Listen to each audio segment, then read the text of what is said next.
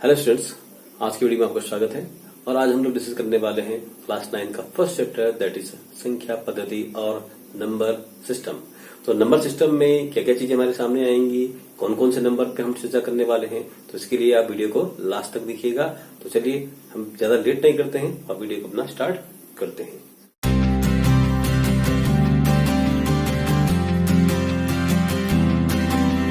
First chapter जो हमारे पास है वो है आपका नंबर सिस्टम। तो रिज्यूम कर लेते हैं। इसमें नंबर सिस्टम में पहले हमें मालूम होना चाहिए नंबर एक्चुअली है क्या। नंबर में हमारे पास क्या क्या चीजें हमारे पास आएंगी। आप अपने आप को रिज्यूम करिए कि आप मान लीजिए यहाँ पर खड़े हैं, एक नंबर लाइन पर, एक संख्या रेखा पर आप खड़े हैं और संख्या रेखा पर कहां पर खड़े हैं आप, 0 पे खड़े हैं। और यहां से ये है 1, ये है 2, ये है 3, ये है 4, ये है 5, ये है 6, डॉट डॉट डॉट डॉट आगे चलते जाएंगे। ऐसे ही इधर को लेफ्ट में -1, -2, -3, -4, -5 इस ढंग से आप चलते रहिए। ये dot dot dot dot dot. Okay, ये आपके पास संख्या रेखा है। इस संख्या रेखा पर ये जो जब हम 0 से राइट साइड में चलते हैं तो इधर की तरफ जब चलते हैं तो ये हमारे पास आती हैं धनात्मक संख्याएं। ये धनात्मक संख्याएं हमारे पास मिलेंगी। और जब हम इधर को चलेंगे, 0 के लेफ्ट में चलेंगे, तो हमारे पास जो इधर संख्याएं हमारे पास आएंगी वो आएंगी ऋणात्मक। क्लियर? राइट साइड में चलेंगे तो पॉजिटिव नंबर्स मिल जाएंगे, लेफ्ट में चलेंगे तो आपके पास नेगेटिव नंबर मिल जाएंगे। मान लीजिए आप 0 पे खड़े हैं और 0 से आप चलना शुरू करते हैं टुवर्ड्स राइट साइड, माने धनात्मक संख्याओं की तरफ चलना शुरू करते हैं। और आपके हाथ में एक थैला भी है, एक बैग है आपके पास, और जिसमें जो भी संख्याएं आपको दिख रही है उसमें आप उसको डालते जाते हैं। तो सबसे पहले आपने थैले में क्या डाला, अगर ये आपका थैला है तो थैले में आपने क्या डाला, पहले आपने डाला इसके अंदर 1 डाला, ठीक है। फिर क्या डाला आपने, इसके अंदर 2 डाला, 3 डाला, 4 डाला, ऐसे चलते जाएंगे और चलते रहिए आफ्टर 6 भी, 6 के बाद में चलते रहिए तो आपके बहुत सारे नंबर मिल जाएंगे। आपका थैला भर जाएगा लेकिन ये संख्याएं खत्म नहीं होंगी। तो जो ये संख्याएं आपको मिलती जा रही हैं, जिसको आप थैले में बढ़ते जा रहे हैं, ये कौन से नंबर हैं? These are called natural number, प्राकृतिक संख्याएं। तो हमारे पास जो फर्स्ट जो हमारे पास आता है वो है प्राकृतिक संख्याएं। प्राकृतिक संख्याएं हम क्यों कहते हैं? क्योंकि इनको आप इजीली आप गिन सकते हैं, देख सकते हैं। और चूंकि इसको इंग्लिश में हम कहते हैं नेचुरल नंबर, क्या कहते हैं इसको? हम नेचुरल नंबर हम कहते हैं। तो इसलिए इसको जो हम शो करते हैं वो शो करते हैं इंग्लिश के जो वर्ड लेटर से, वो करते हैं एन से शो करते हैं इसको, ठीक है। ये आपके पास हो गया नेचुरल नंबर। अब जब अब थैला आपका भर गया, भरने के बाद क्या करें? अब फिर आप, क्योंकि एंड तो है नहीं इसका, चलते जाए, तो आप वापस आए। वापस आने के बाद फिर आपने क्या पिकअप किया, वापस आप पर आए। जब 1 के बाद क्या मिला आपको, जब टुवर्ड्स आप लेफ्ट में चल रहे हैं तो क्या मिला 1 के बाद? 1 के बाद आपको मिल गया 0। तो जैसे ही हम 0 फिलअप करते हैं अपने इस बैग के अंदर, तो अब आपके पास क्या मिल गया? नेचुरल नंबर्स के साथ साथ आपको 0 भी मिल गया। अब 0 जैसे ही आपने इसके अंदर डाला तो अब ये जो मिल गया वो क्या हो गया? ये मिल गया आपको 0 डालने के बाद ये जो संख्याएं मिल गई, ये संख्याएं अब आपकी हो गई पूर्ण संख्याएं। ये क्या बन गई? पूर्ण संख्याएं मिल गई आपके पास, बन गई पूर्ण संख्या। वो कहते हैं इंग्लिश में होल नंबर। अच्छा, हम इसको पूर्ण संख्याएं क्यों कहते हैं? अब इसको भी आता है, पूर्ण संख्या क्यों कहते हैं? ध्यान रखिएगा, जब आपके पास जो मेन नंबर्स हैं वो है 1 to 9। जो आप लिखते हैं, जैसे लिखते हैं ना 1, 2, 3, 4, 5, 6, 7, 8 और 9। अब अगर हमें 10 लिखना हो, 10 कैसे लिखेंगे हम? इस 1 के आगे क्या लगा देंगे? 0। अगर 11 लिखना हो तो क्या लिखेंगे? 1 और 1 11। अगर आपको 99 लिखना हो तो 9 को 2 बार लिखना पड़ेगा एक साथ मिला। तो मेन जो नंबर आपके पास है वो ये है, ये कंप्लीट नंबर्स हैं। इनकी हेल्प से आप अन्य नंबर्स को आप लिख सकते हैं। That's why these numbers are called whole number, या कह सकते हैं इसलिए ये संख्याएं क्या कहलाती हैं? पूर्ण संख्याएं कहलाती हैं। क्लियर हो गया? आई होप ये समझ आ गया होगा, ठीक। और पूर्ण संख्या के अंदर क्या शामिल हो गया? 0। और नेचुरल नंबर के अंदर क्या है? केवल नेचुरल नंबर में आपके पास है 1, 2, 3, ये ढंग से ये संख्याएं जो चलती जा रही है। और सब कैसी हैं? धनात्मक संख्याएं। ये धनात्मक संख्याएं क्या कहलाती है? नेचुरल नंबर कहलाती है, ठीक है ना। ये धनात्मक संख्याएं। अब देखिएगा, अब इसके अंदर की पूर्ण संख्याओं में क्या शामिल है? तो पूर्ण संख्याओं के अंदर प्राकृतिक संख्याएं शामिल है। क्योंकि प्राकृतिक संख्याएं हो चाहे पूर्ण संख्या हो, नेचुरल नंबर हो चाहे होल नंबर है, दोनों में डिफरेंस किस चीज का है? केवल एक अंक का है, वो है 0। अगर 0 हटा दिया पूर्ण संख्या से तो क्या मिल गया? Natural number. और नेचुरल नंबर में अगर हम 0 ऐड कर दिया, 0 लिख दिया, मिला दिया, तो वो क्या मिल गया? पूर्ण संख्या। तो क्या कह सकते हैं कि सारी के सारी जो प्राकृतिक संख्याएं हैं वो क्या हो जाएंगी? पूर्ण संख्याएं। ध्यान दीजिएगा, क्या कहा मैंने कि सारी के सारी जो प्राकृतिक संख्याएं हैं वो क्या हो गई? पूर्ण संख्याएं। किंतु सारी के सारी जो पूर्ण संख्याएं हैं वो प्राकृतिक संख्याएं नहीं है।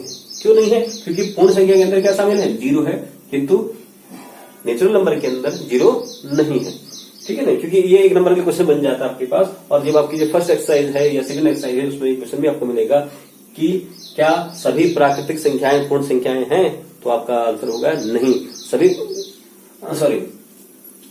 सभी प्राकृतिक संख्याएं क्या है, पूर्ण संख्याएं हैं। यदि ये पूछा जाए क्या सभी पूर्ण संख्याएं प्राकृतिक संख्याएं हैं, तो कहेंगे नहीं, सभी पूर्ण संख्याएं प्राकृतिक संख्याएं नहीं है। क्यों नहीं है, क्योंकि पूर्ण संख्या में क्या शामिल होता है, जीरो। तो इस चीज को समझ लीजिएगा, ठीक है नहीं।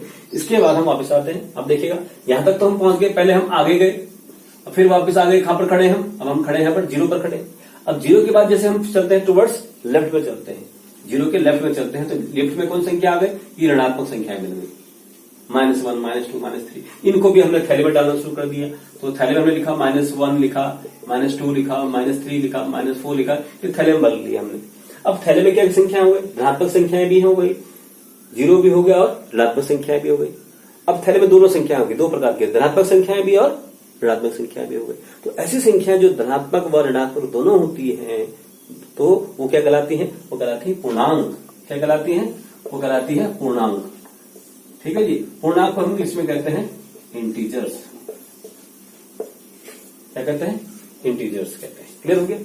अब इस इंटीजर्स को हम शो करते हैं किससे, जेड से शो करते हैं। जेड से क्यों शो करते हैं, देखो जेड एक्चुअली क्या है, जेड जो शब्द है ये लिया गया है, जर्मन वर्ड है जहलीन। क्या है, जर्मन वर्ड जहलीन वर्ड है, ठीक। जहलीन का जेड लिया गया। जहलीन का जर्मन में जो कहा मीनिंग होता है जर्मन में, उसका मतलब होता है गिनना। क्या होता है, जहलीन का मतलब होता है गिनना। और जहल जो शब्द है आपके पास, जहल का मतलब होता है संख्या। तो क्या गिनना, संख्या गिनना, ठीक है नहीं। तो जहल का मतलब हो गया संख्या, जहलीन का मतलब होता है गिनना। और तो उस जर्मन वर्ड से लिया गया है ये जेड। और जेड को हम क्या शो करते हैं, किसको शो करता है, जेड शो करता है आपके पूर्णांक को शो करता है, इंटीजर्स को शो करता है। तो इस इंटीजर्स के अंदर क्या क्या शामिल हो गया, इसमें धनात्मक संख्याएं भी हो गई, ऋणात्मक संख्याएं भी हो गई और जीरो भी इसके अंदर शामिल हो गई, ठीक है ना। इसलिए हम पूर्णांक कहते हैं, ये चीज ध्यान रखिए। तो पूर्णांक में कौन सी संख्या है, धनात्मक भी है और ऋणात्मक भी है। अब आप कह सकते हैं, क्या कह सकते हैं कि पूर्णांक के अंदर प्राकृतिक संख्याएं भी शामिल है, पूर्णांक के अंदर पूर्ण संख्या भी शामिल है और पूर्णांक के अंदर ऋणात्मक संख्याएं भी शामिल है। ध्यान दीजिएगा, जो ऋणात्मक जो संख्याएं हैं और ये धनात्मक संख्याएं, इन दोनों का जो संयुग्मन है वो क्या कहलाता है, पूर्णांक संख्या है। क्लियर हो गया। अब हम आते हैं नेक्स्ट पर। जब हम धनात्मक संख्या हमने थैले में भर लिया, ऋणात्मक संख्या थैले में भर ली, अब क्या कोई और संख्या भी बचती है इसके अलावा, जरा देखिएगा। इसके अलावा कुछ और संख्याएं बचती है हमारे पास, तो क्या है, अगर हम यहाँ पर इस 1 और 2 को ले रहे हैं यहाँ पर, तो ध्यान दीजिएगा, अगर यहाँ पर 1 है, यहाँ पर 2 है, तो इनके बीच में कुछ न कुछ संख्याएं तो होंगी। वो संख्याएं क्या होंगी, जरा हम उसको क्या हो सकता है, यहाँ पर 1/2 हो सकता है, ठीक है ना, 1/4 हो सकता है, या और क्या हो सकता है, या 1/7 हो सकता है। इधर से कुछ भी संख्या इसके अंदर बीच में हो सकती है, किसके बीच में, 1 और 2 के बीच में कुछ न कुछ संख्याएं बन सकती है इसके अंदर, ठीक है नहीं। अब वो संख्याएं कहाँ है, हिडन है, लेकिन ये संख्याएं तो है मौजूद, तो वो संख्याएं भी तो हैं। तो इन संख्याओं को, जो ये संख्याएं हैं, इनको क्या कहा जाता है, इनको कहा जाता है परमेय संख्याएं। क्या कहा जाता है, इन सब संख्याओं कहा जाता है परमेय संख्याएं। तो इन संख्याओं को जब हमने धनात्मक संख्याएं, ऋणात्मक संख्याएं, तुलना के इंटीजर्स को हमने भर लिया, भरने के बाद जो संख्याएं बची, जो संख्याएं हमें मिली है, वो क्या किस फॉर्म में मिली, क्वोशिएंट फॉर्म में मिली, रेशियो के फॉर्म में मिली, अनुपात वाले फॉर्म में मिली, ठीक है नहीं। तो इन सब संख्याएं, ये संख्याएं, या इसको हम 3/5 कह सकते हैं, 7/8 कह सकते हैं। तो ये जो संख्याएं हमारे पास हैं, तो इन संख्याओं को क्या कहते हैं, इन संख्याओं को हम कहते हैं परमेय संख्याएं। क्या कहते हैं, परमेय संख्याएं। तो इसकी परिभाषा तो कक्षा 8 में भी आपने पढ़ी थी। क्या करी थी कि वे सभी संख्याएं जो P/Q के रूप में लिखी जा सकती हैं, उनको हम क्या कहते हैं, परमेय संख्या भी कहते हैं, ठीक है ना। और लेकिन शर्त क्या थी इसके अंदर, शर्त ये थी कि इसमें हर जीरो नहीं होना चाहिए, ठीक। अब देखो, इसको हम परमेय संख्या को किससे कहते हैं, रेशनल नंबर कहते हैं। क्लियर, क्या कहते हैं, रेशनल नंबर। और ये जो रेशनल नंबर जो शब्द लिया है वो कहां से बना है, वो लिया गया है रेशियो से, रेशियो से रेशनल बना है, इसे तो ध्यान रखिएगा, रेशनल नंबर, ठीक है ना। और इसके अलावा इसको हम किससे शो करते हैं, परमेय संख्या को हम शो करते हैं क्यू से।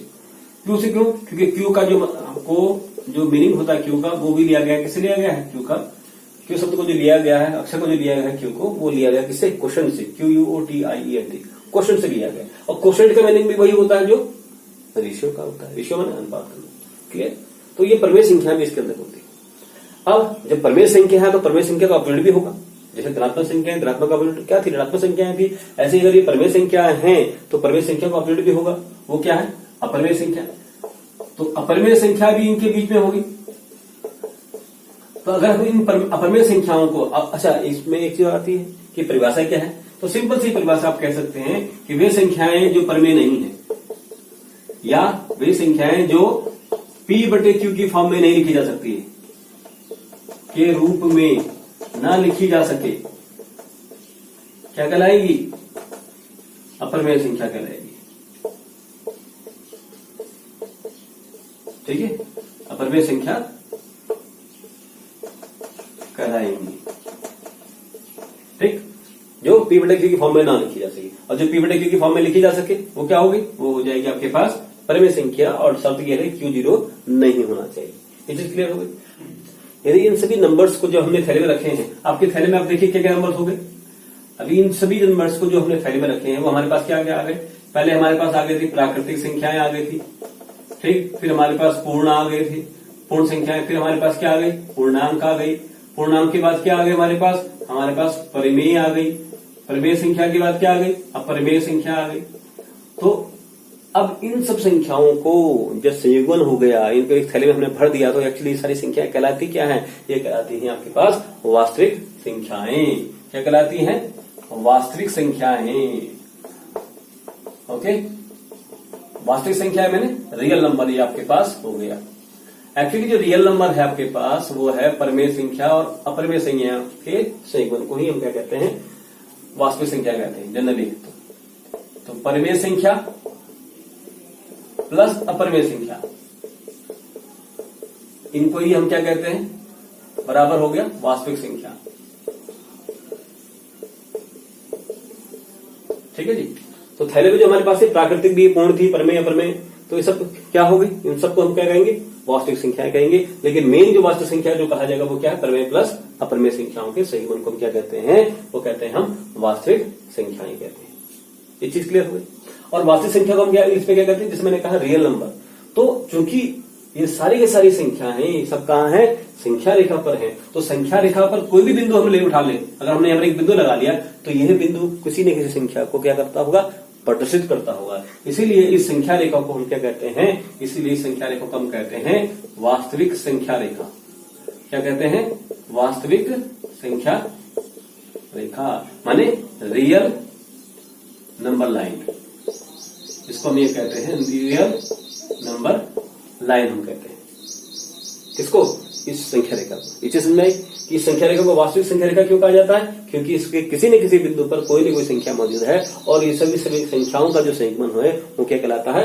वास्तविक संख्या कहलाता है। इसलिए ये सारी जो रेखा है संख्या रेखा, वो क्या कहलाती है? वास्तविक संख्या रेखा कहलाती है। ठीक, अब हमने जो ये चीजें पढ़ी हैं उसके से कुछ निष्कर्ष जो निकले हैं, वो निष्कर्ष क्या है जरा उसको देख लेते हैं हम। ध्यान दीजिएगा, क्योंकि इसके जो निष्कर्ष है आपके पास वो आपके पास एक एक नंबर के लिए एग्जाम में बन सकते हैं। क्लियर है? तो वो क्या क्या है जो इसके पॉइंट्स है हमारे पास, उनको जरा देखते हैं। पहला पॉइंट, जैसे हमने भी कहा, पहला पॉइंट क्या है कि सभी प्राकृतिक संख्याएं क्या है? पूर्ण संख्याएं हैं। ठीक है, किंतु सभी पूर्ण संख्याएं क्या है? प्राकृतिक संख्याएं नहीं है। ठीक,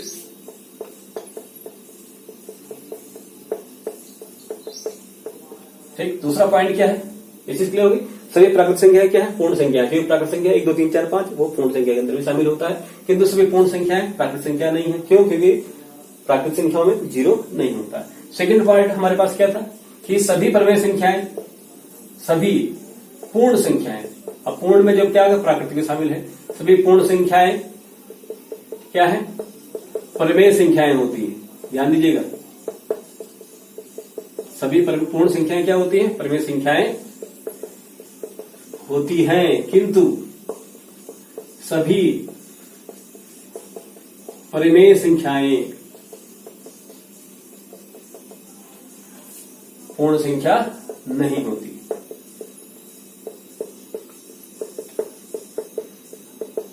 इसको समझ लीजिए क्या कह रहा है, सभी पूर्ण संख्याएं क्या होती है, प्राकृतिक संख्याएं होती है। पूर्ण संख्या जब हम कहते हैं 0 कह लीजिए, 0, 1, 4, 8 कुछ भी कह लीजिए संख्याएं, ये सब क्या है आपके पास प्रमेय संख्या है। क्यों? क्योंकि प्रमेय संख्या की शर्त ये है कि उसका जो हर है वो क्या होना चाहिए, पी बटे क्यू में होना चाहिए, और हर क्या है वो 0 नहीं होना चाहिए। तो देखिए इनके सब के हर में क्या है, कुछ नहीं है, तो हम क्या मान लेंगे 1, 1, 1, 1। तो ये सब क्या हो गई, ये प्रमेय संख्या हो गई। किंतु सारी की सारी प्रमेय संख्याएं क्या वो पूर्ण संख्याएं हैं? अगर देखो प्रमेय संख्या को मैं 8 बटे 3 लिख सकता हूं या 5 बटे 6 लिख सकता हूं, कुछ भी लिख लीजिए, ठीक है ना। तो ये क्या प्रमेय संख्या है, ये पूर्ण संख्याएं हैं, ये सभी प्रमेय संख्या है, किंतु पूर्ण संख्या नहीं है। पूर्ण संख्या मैंने होल नंबर्स नहीं है, ये किसमें है, भिन्न के फॉर्म में है। ये चीज क्लियर हो गई। तो इस चीज का ध्यान रखिएगा, 1 नंबर के लिए बनता है क्वेश्चन आपके पास, क्या सभी प्रमेय संख्याएं पूर्ण संख्या होती हैं? तो आपको लिखना होगा नहीं, सभी प्रमेय संख्याएं पूर्ण संख्याएं नहीं होती।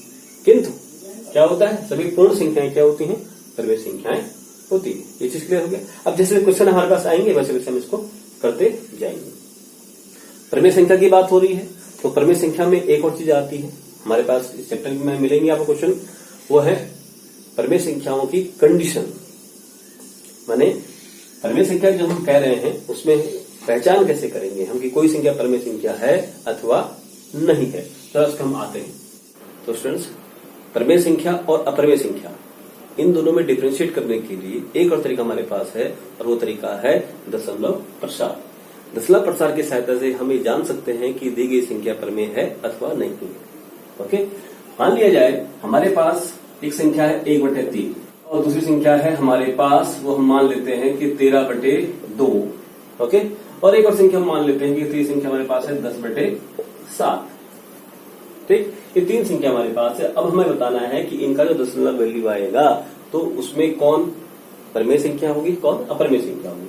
पहली संख्या हमारे पास है 1 बटा 3। 1 बटा 3 को जो हम भाग करते हैं, ध्यान दीजिएगा, तो 1 को जब हम 3 से भाग करेंगे तो क्या आएगा, तो ध्यान दीजिएगा, तो 1 को भागने जाते तो हम लगाएंगे दशमलव, तो यहाँ हो गया 10 और 10 जीरो दशमलव से पहले लगा लीजिए 0, तो 3 तिया 9, 1 बचा, फिर 0 लगाइए 3 तिया 9, फिर 1 बचा, फिर 0 लगाइए 3 तिया 9। ये सीरीज चलती रहेगी एंडलेसली, ठीक है नहीं। तो इसकी जो दशमलव वैल्यू क्या आ गई, 0.3 ये चलती जा रही। ओके, माने इसका जो दशमलव है, दशमलव प्रसार है, कैसा है, एक तो क्या है नॉन टर्मिनेटिंग है, माने विदाउट एंड, इसका एंडलेस है ये, और कैसा है रिकरिंग है। रिकरिंग का मतलब आवर्ती है। आवर्ती किस अंक की आवर्ती ज्यादा हो रही, मतलब कौन अंक रिपीट हो रहा है, 3 अंक रिपीट होता जा रहा है। तो ये कैसा है, ये आवर्ती दशमलव प्रसार है। क्लियर हो गया। अब इसको देख लेते हैं 13 बटे 2। अब 13 को हम 2 से भाग कर रहे हैं, तो 13 को जब हम 2 से भाग करेंगे तो हम देखिए 2 से 12 हो गया, 1 बचा, लगाया दशमलव, ये हो गया 10, 2 पंजे 10, तो ये शीर्ष पर कितना आ गया 0, तो ये हमारे पास कितना आ गया 6.5। तो इसमें दशमलव प्रसार कैसा है, ये टर्मिनेटिंग है, माने जिसका जो शेषफल क्या आ गया लास्ट में 0 आ गया, ये ऐसा दशमलव प्रसार है। टर्मिनेटिंग वाला माने जिसका एंड है, और नॉन टर्मिनेटिंग जिसका कोई एंड नहीं है, ठीक है नहीं। और जैसे ये अब जैसे 10 बटे 7, अगर 10 को हम 7 से भाग करते हैं तो देखिएगा 10 को हम 7 से भाग कर रहे हैं तो 7 एकम 7, फिर कितना बचा 3 बच गया, भाग ज्यादा 3 में तो लगाया हमने दशमलव, ये हो गया 30 हो गया, 7 चौको 28 हो गया, कितना बचा 2, फिर 0 बढ़ाइए आगे 20 हो गया, फिर 7 दूनी 14, फिर कितना बचा 6, फिर 0 बढ़ाइए आगे 60 हो गया, फिर 7 अट्ठे 56, ठीक है नहीं, फिर कितना 10 में 6 गया 4, फिर 0 लगाया 40 हो गया, फिर 7 पंजे 35, कितना बचा 5, मैं यहाँ लिख देता हूँ 5 में फिर 0 लगाइए 50 हो गया, फिर 7 सत्ते 49, फिर कितना बचा 1, ठीक है नहीं। अब देखिए फिर 1 बच गया, अब क्या करेंगे, फिर आप कहेंगे 0 लगाइए, फिर 7 एकम 7, फिर कितना आया 3, 30, 7 चौक 28, ये भी एंडलेसली चलता जाएगा, मतलब इसका भी कोई क्या है अंत नहीं है। तो ये भी कैसा दशमलव प्रसार हो गया, ये भी नॉन टर्मिनेटिंग डेसिमल हो गया। क्लियर। अब जब देखिएगा इसको दशमलव प्रसार को लिख लेते हैं, 1 दशमलव 4 2 8 5 7 1 4 डॉट डॉट डॉट चल रहा है। क्लियर। अब देखिए इन तीनों में क्या डिफरेंस है, ये हमारे पास कैसा है, जो इसका दशमलव प्रसार है जो ये कैसा है आवर्ती दशमलव है, माने रिकरिंग डेसिमल है। और ये कैसा है, ये टर्मिनेटिंग वाला माने अवसानी, ये है अवसानी। अवसानी माने टर्मिनेटिंग वाला, जिसका क्या है दशमलव प्रसार क्या है, एंड है, और ये एंडलेस है, ये दोनों एंडलेस है। अवसानी दशमलव प्रसार है ये हिंदी में, इसको ये है। इससे बढ़िया देखो हिंदी कुछ शब्द बड़े कठिन भी है, इसलिए इसको इंग्लिश में यूज करना ज्यादा अच्छा और आसान रहेगा।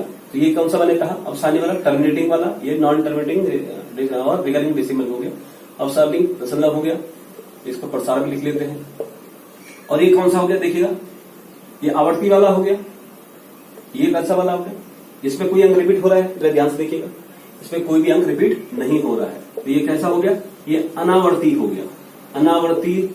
और कैसा है, इसका भी कोई एंड नहीं है, तो अनावर्ती अनअवसानी, अनअवसानी दशमलव हो गया। अगर इसको इंग्लिश में कहें हम तो क्या कहेंगे, इसको हम कहेंगे नॉन टर्मिनेटिंग, नॉन टर्मिनेटिंग कैसा डेसिमल। ये टर्मिनेटिंग वाला, सॉरी ये टर्मिनेटिंग डेसिमल हो गया, ये भी नॉन टर्मिनेटिंग है, ये भी नॉन टर्मिनेटिंग। इनका ध्यान दीजिएगा, ये नॉन टर्मिनेटिंग, ये भी नॉन टर्मिनेटिंग, लेकिन ये कैसा है, रिकरिंग वाला है। ये नॉन टर्मिनेटिंग और रिकरिंग नहीं है, ये माने अनावर्ती वाला है, इसमें कोई अंक रिपीट नहीं हो रहा है। तो ऐसे दशमलव प्रसार जो नॉन टर्मिनेटिंग हो और नॉन रिकरिंग हो, माने अनावर्ती वाले हों, तो वो जो ऐसे होते हैं वो कहलाते हैं हमारे पास, इनका वो कहलाते क्या कहलाते हैं, अपरमेय संख्याएं कहलाती। ऐसी सभी संख्याएं जिनका दशमलव प्रसार अनावर्ती हो और कैसा हो, नॉन टर्मिनेटिंग हो, वो क्या कहलाती, अपरमेय संख्याएं। और बाकी दोनों जो आवर्ती दशमलव भी है और अवसानी दशमलव भी है, ये दोनों क्या कहलाएंगी, ये कहलाएंगे आपके पास परिमेय संख्याएं। ये चीज क्लियर हो गई, ये क्या कहलाएंगी, परिमेय संख्याएं कहलाएंगी। ये चीज क्लियर है। अब ध्यान देखिएगा, इसका एक और आसान तरीका मैं आपको बता दूं, और ये है जो तरीका मैं बताने जा रहा हूं, ये क्लास 10th के लिए है। क्लास 10th में 1 नंबर के लिए क्वेश्चन पूछा जाता है इससे, वो क्या कि आपको ऐसी संख्याएं दी और बोला जाएगा आपसे कि बिना भाग दिए बताइए कि इनका दशमलव प्रसार शांत है या अशांत है। अर्थात हाँ, इसमें शांत और अशांत की बात क्या है, जिसमें मैंने भी कहा शांत का मतलब क्या होगा, जिसका मतलब क्या होगा शेषफल 0 आ गया, और अशांत का मतलब जिसका क्या होगा, जो इसका जो शेषफल 0 ना आए, माने आवर्ती वाले, उनको हम कहते हैं अशांत। और जो जिनका दशमलव क्या हो गया, कैसा है, शेषफल जिनमें क्या है, 0 है, वो क्या हो गया, शांत हो गया, और ये अशांत। तो इसमें देखा जाए शांत और अशांत की परिभाषा से, तो ये भी अशांत है, ये भी अशांत है, और ये वाला कैसा है, ये शांत है। इसको हम शांत दशमलव भी कहेंगे। और ये हो गया अशांत दशमलव, ये भी अशांत दशमलव। तो क्लास 10th में ये क्वेश्चन पूछा जाता है कि बिना हल कर ये बताइए कि दिया गया जो प्रसार है वो शांत दशमलव है या अशांत दशमलव है, या फिर टर्मिनेटिंग वाला है, नॉन टर्मिनेटिंग वाला है। तो इन से पूछा जाता है। तो जरा इसको भी देख लेते हैं हम। ये चीज क्लियर हो गई, आई थिंक इस मेरे ख्याल से समझ में आ गया होगा कि दशमलव प्रसार क्या की सहायता से हम परिमेय संख्याओं को और अपरिमेय संख्याओं को कैसे डिफरेंशिएट करते हैं, ठीक है नहीं। अब जरा हम क्लास 10th वाला लेते हैं, और एक शॉर्ट ट्रिक है इसकी, एक शॉर्ट तरीका है हमारे पास जिसकी सहायता से हम फाइंड कर पाएंगे कि बिना हल किए कि कोई भी जो कोई भी जो भिन्न दे रखी है आपको, वो उसका जो दशमलव प्रसार होगा वो शांत होगा या अशांत होगा, ठीक है।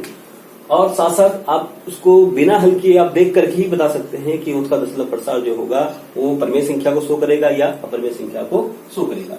ध्यान दीजिएगा, किसी भी संख्या की कोई भी जो भिन्न फॉर्म में दे रखी है, p बटे q की फॉर्म में कोई भी संख्या दे रखी है आपके पास, उसका अगर हर जो है वो इस फॉर्म में हो, 2 टू पावर m और 5 टू पावर n की फॉर्म में, 2 टू पावर m और 5 टू पावर n की फॉर्म में हो, तो दशमलव प्रसार क्या होगा, शांत होगा। तो दशमलव प्रसार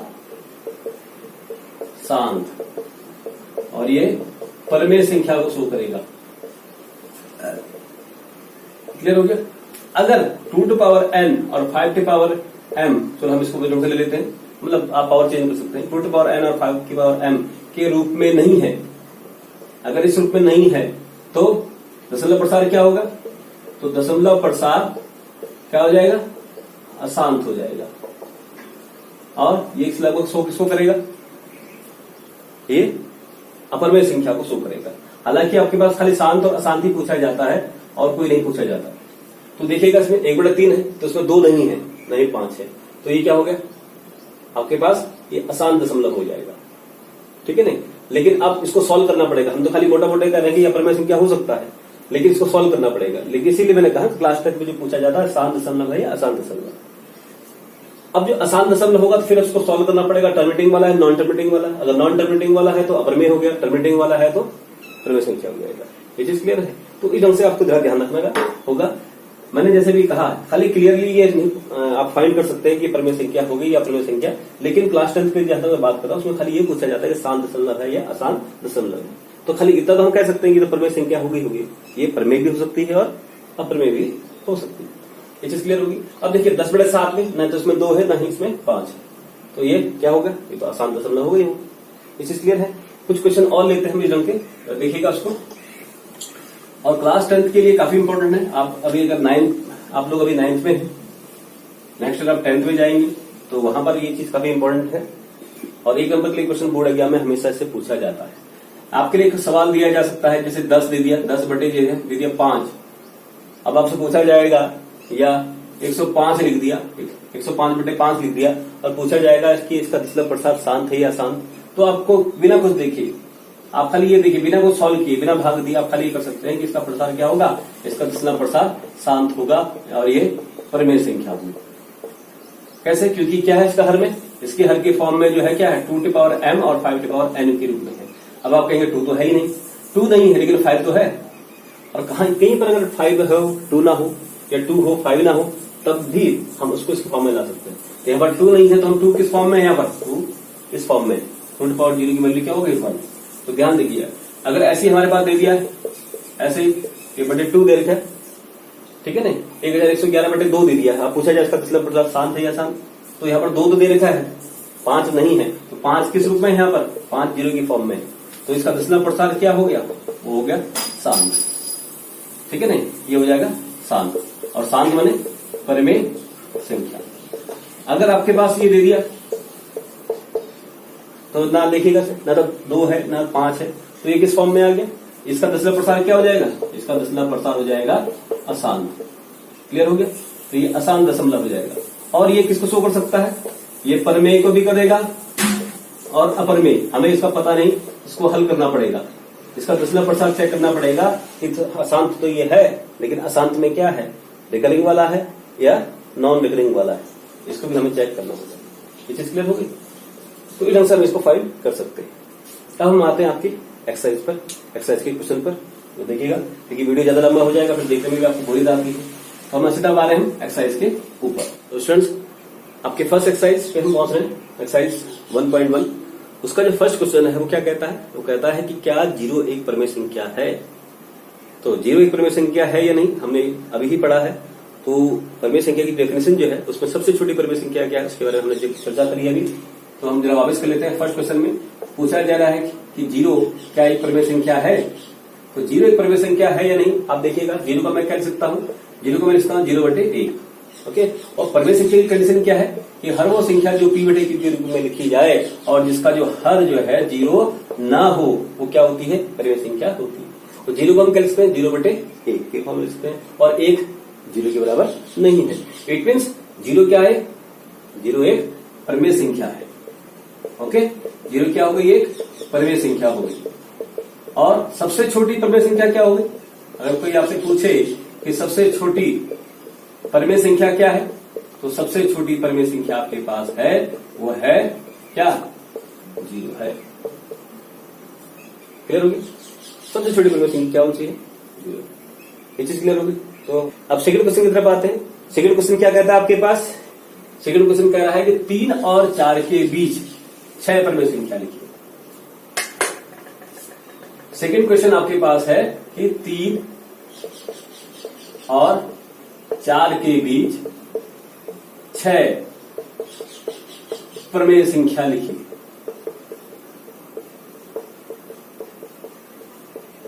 ओके। तो 3 और 4 की 6 परिमेय संख्या लिखने का, एक क्लास 8 का सवाल है आपके पास, एक क्वेश्चन नंबर 2 है। तो बहुत आसान है, ध्यान रखिएगा जब भी ऐसा सवाल आपके पास आए कि 3 और 4 की 6 परिमेय संख्या लिखिए या 7 परिमेय संख्या लिखिए, 8 परिमेय संख्या लिखिए या 2 ही परिमेय संख्या लिखिए, जितनी परिमेय संख्या पूछी जा रही है उसमें एक ऐड कर दीजिए। जैसे इसमें कितनी परिमेय संख्या पूछी जा रही है, इसमें पूछी जा रही है आपके पास 6 परिमेय संख्या पूछी जा रही है, तो 6 में एक ऐड कर दीजिए, तो कितना हो गया हमारे पास, हो गया 7। फिर अब जो हमारे पास आया उससे अब भाग करिए 3 और 4 को अंश और हर में। तो संख्या क्या हमारे पास 3, तो दूसरी कौन सी हमारे पास 4। तो मैंने कहा अंश और हर में भाग करिए, तो हर तो इसमें है ही नहीं, हर है ही नहीं, तो हर क्या करें, हर के लिए क्या करेंगे हम, इसको मान लेंगे हम हर में 1। तो अब अंश और हर में गुणा करिए किससे, 7 से, यहां भी करिए और इधर भी गुणा करिए, तो कितना हो गया हमारे पास 7 या 21, 21/7, और ये कितना हो गया 7 चौको 28/7। अब 21/7 और 28/7 में की जो संख्याएं हैं, के बीच में जो संख्याएं हैं उनको लिखिएगा। 21 के बाद क्या आता है 22/7, फिर 23/7, फिर 24/7, फिर 25/7, फिर 26/7, फिर 27/7, 27/7। अब देखिए कितनी संख्या हो गई हमारे पास, गिनिए 1, 2, 3, 4, 5 और 6। तो 6 ही परिमेय संख्या पूछ रखी है हमसे, तो हमने 6 परिमेय संख्या आप निकाल करके दे दी। ये चीज क्लियर होगी, आई थिंक ये समझ आ गया होगा। तो जितनी परिमेय संख्या पूछी जा रही है उसमें एक ऐड करके, उससे जो भी ऐड करके आया उससे अंश और हर में गुणा कर लीजिए। इसी तरह का एक और क्वेश्चन है, क्वेश्चन नंबर 3, जो देखिएगा वो क्या कह रहा है, क्वेश्चन नंबर 3 उसमें कह रहा है कि 3/5 और 4/5 के बीच 5 परिमेय संख्या लिखिए। देखिए उसमें क्या कर रहा है, 3/5 और 4/5 के बीच 6 परिमेय संख्याएं लिखिए। तो 6 परिमेय संख्या कैसे लिखेंगे, सॉरी कितने, 5 परिमेय संख्या लिखने को बोला जा रहा है, लिखिए इसमें 5 परिमेय संख्या लिखने को कहा जा रहा है। तो देखो 5 बोल रहा है, तो उसमें 5 में क्या करेंगे हम, 1 ऐड कर देंगे, कितना होंगे 6। अब 3/5 इसमें तो हर मौजूद है हमारे पास, तो अब इससे जो आया जोड़ करके क्या 6, उस 6 से अंश और हर में गुणा करिए। तो जब हमने अंश और हर में गुणा करेंगे तो देखिएगा क्या आया, तो 6 तिया 18/30 और ये 24/30। अब 18 के बाद क्या आता है 19/30 हो गया, फिर 20/30 हो गया, फिर 21/30 हो गया, फिर 22/30 हो गया, फिर 23/30 हो गया। अब देखिए कितनी संख्या है, गिन लीजिए 1, 2, 3, 4 और 5। तो उसमें 5 ही परिमेय संख्या तो बोला जा रहा था, तो हमने 5 परिमेय संख्याएं निकाल करके दे दी। आई थिंक अब ये क्लियर हो गया होगा, ये सारा कॉन्सेप्ट की परिमेय संख्या कैसे लिखा जाता है, किन्हीं दो संख्याओं के बीच में परिमेय संख्या कैसे लिखी जाती है, और जो संख्या हमने जो पढ़ी है, नेचुरल नंबर हो, होल नंबर हो, इंटीजर्स हो, रेशनल नंबर हो, हमने परिमेय संख्या हो, अपरिमेय संख्या हो, उन सब के बारे में हमने जान लिया है। ये आज का हमारा टॉपिक था। वीडियो को ज्यादा लंबा नहीं खींचते हैं और आज का वीडियो हम यहीं पर वाइंड अप करते हैं। तो नेक्स्ट वीडियो में हम मिलेंगे अब, और नेक्स्ट वीडियो में हम जानेंगे कि किसी भी संख्या को संख्या रेखा पर कैसे प्रदर्शित करते हैं। इसके अलावा जो हमने अभी पढ़ा था दशमलव प्रसार परिमेय संख्याओं का, जो रिकरिंग डेसिमल वाले थे, जिसमें 3 दिन वालों को, उनको परिमेय संख्या के रूप में कैसे लिखते हैं, वो हम नेक्स्ट वीडियो में जानेंगे। तो अगर आज का वीडियो आपको अच्छा लगा है तो मेरे वीडियो को लाइक कीजिएगा और चैनल को सब्सक्राइब कीजिएगा, और साथ साथ बेल को हिट करना मत भूलिएगा, क्योंकि जब आप बेल को हिट करेंगे तभी मेरे सारे वीडियो की नोटिफिकेशन आपको मिलते रहेंगे। तो चलिए मिलते हैं नेक्स्ट वीडियो में। Thank you very much.